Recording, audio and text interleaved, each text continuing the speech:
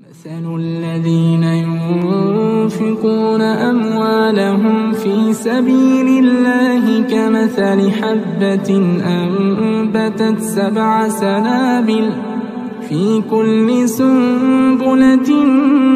100 حبة والله يضاعف لمن يشاء والله واسع عليم. الذين ينفقون أموالهم في سبيل الله ثم لا يتبعون ما أنفقوا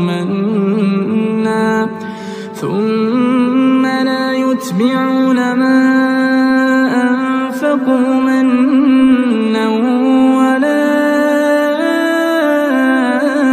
أذى لهم أجرهم عند ربهم ولا خوف عليهم